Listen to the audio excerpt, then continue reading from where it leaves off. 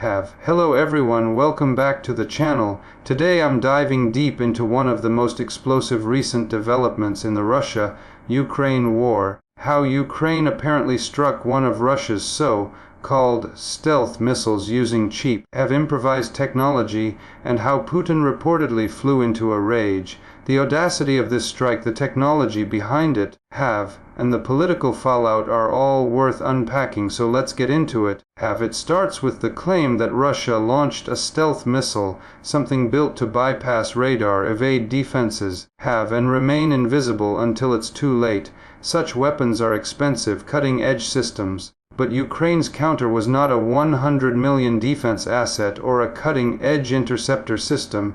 It was something far less glamorous. Low-cost electronics, modified drones or jamming tools, clever adaptation of off-the-shelf components. The story goes that Ukraine managed to detect, track and destroy that stealth missile using technology that cost a fraction of what the missile itself was worth. If true, this event strikes at the heart of some key assumptions that only the richest powers can field stealth technology, and that such systems are invulnerable to cheaper counters. It's a classic David vs. Goliath narrative, but in the skies over war. Reports suggest Putin was livid, seeing the failure as a blow to Russian prestige and a signal that his own high-end equipment can be challenged and defeated by what Russia might consider toy tech.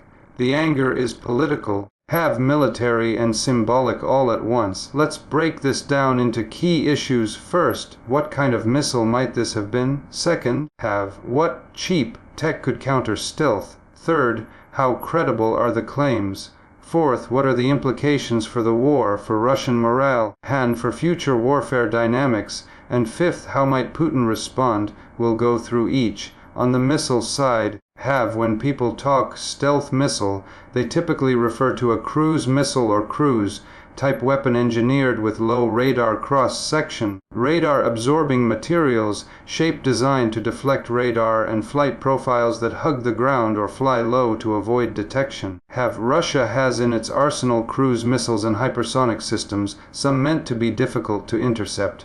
In past conflicts, Russia has used missiles like the Kes-69 in various roles. Some have speculated about stealth variants. That said, a stealth missile in media often is shorthand, and actual degrees of stealth can vary. It may still be vulnerable if the opponent has the right sensors or countermeasures.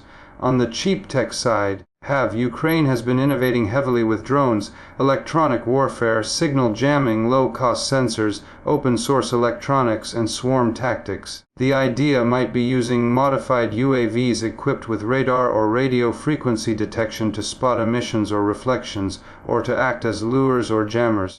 Or using ground-based sensors that detect the missile's heat or radio emissions, and then cue inexpensive interceptors or even drones loaded with explosives or anti-radar payloads. Similarly, using jammers or decoys to confuse the missile's guidance systems. It could also involve hacking or spoofing signals so the missile locks onto a wrong target or misguides itself. The cheaper components might be repurposed from civilian markets, commercial drones, amateur radio gear, open-source electronics, advanced software. Clever coding. That's what makes it so interesting. To beat sophisticated tech with modest resources is an asymmetric advantage. But how credible are the claims? In war, propaganda and disinformation run rampant. Ukraine would have motive to publicize a spectacular success. Russia certainly would want to deny weakness. Some independent analysts may confirm fragments. We should ask, do we have satellite imagery? Wreckage of the missile, radar tracks, eyewitness accounts, third-party verification? Are there photographs or videos of remains? Do radar logs show where the missile was tracked and its flight path disrupted? Have military analysts confirmed the physics of how a radar-resistant missile could fall prey to a cheap counter? Without such corroboration, we must treat it cautiously, but even rumors of it are powerful. In past conflicts, there have been cases where low-cost systems surprised advanced militaries, though the scale and effect vary. Assuming something like this did happen, the implications are significant. First, it undermines the aura of technological invincibility. If Russia's high-end missiles can be neutralized by cheap counters, that shifts risk calculus. That could make Russia more cautious in deploying its advanced assets or force it to invest heavier in protection, increasing cost and complexity. Second, it empowers Ukraine and other smaller militaries to innovate more aggressively, pushing asymmetric tactics. It also affects morale. For Russian troops and society, seeing their most advanced weapons failing is demoralizing. For Ukrainians and supporters, it's a major psychological boost. Third, it accelerates a shift in warfare, more focus on electronic warfare, drone swarms, jamming, deception, and low-cost unmanned systems as countermeasures to high-end weapons rather than head-on matching them.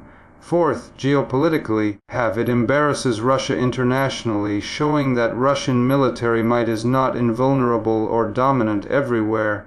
It may prompt allies or adversaries to rethink reliance on pure big-ticket systems. How might Putin respond? Given reports that he enraged, that anger is not just personal, it's political. He will feel pressure to restore Russian prestige, to reassert that Russian weapons are elite, to punish failure or scapegoat.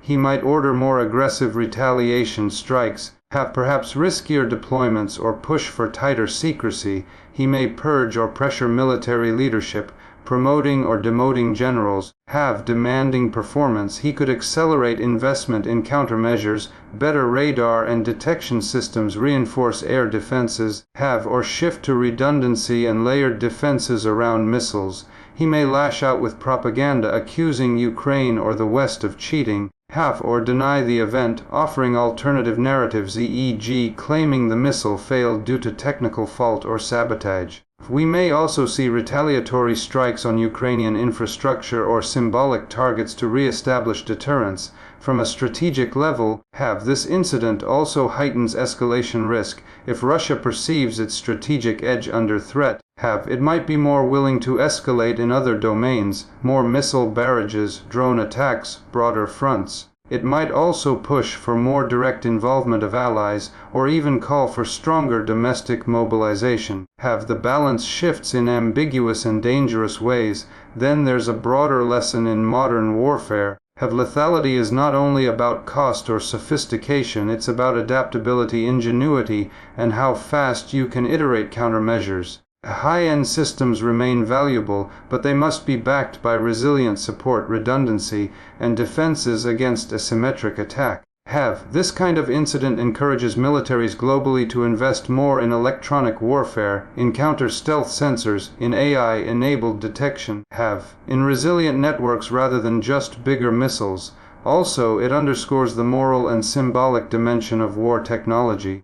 Beyond raw destructive power, the perception of dominance, the credibility of deterrence, and the narrative of invincibility matter. A single high-profile failure of a stealth asset can resonate far beyond its tactical cost. In sum, this reported strike, if verified, is a bold demonstration that even expensive stealth weapons can be vulnerable to clever, low-cost counters. It shakes assumptions about who can wield power in modern war, reinforces the value of adaptability over brute force, enforces strategic recalibrations.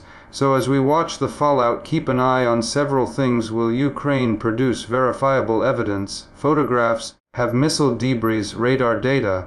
Will Russia respond with stronger countermeasures or purge its systems? Will we see escalation or deterrent strikes? How will military doctrine globally shift in response to such asymmetric success? And how will this shape the evolving war between high-end weapons and low-cost innovation? That wraps up our deep dive into the event known as Putin rages as Ukraine strikes his stealth missile with cheap tech. If you enjoyed this breakdown, leave a comment with your thoughts. Do you believe the claim is real? How far do you think this kind of warfare will evolve? Don't forget to like and subscribe for more analysis of the war, defense tech, and global conflict trends. Thanks for watching, and I'll see you next time.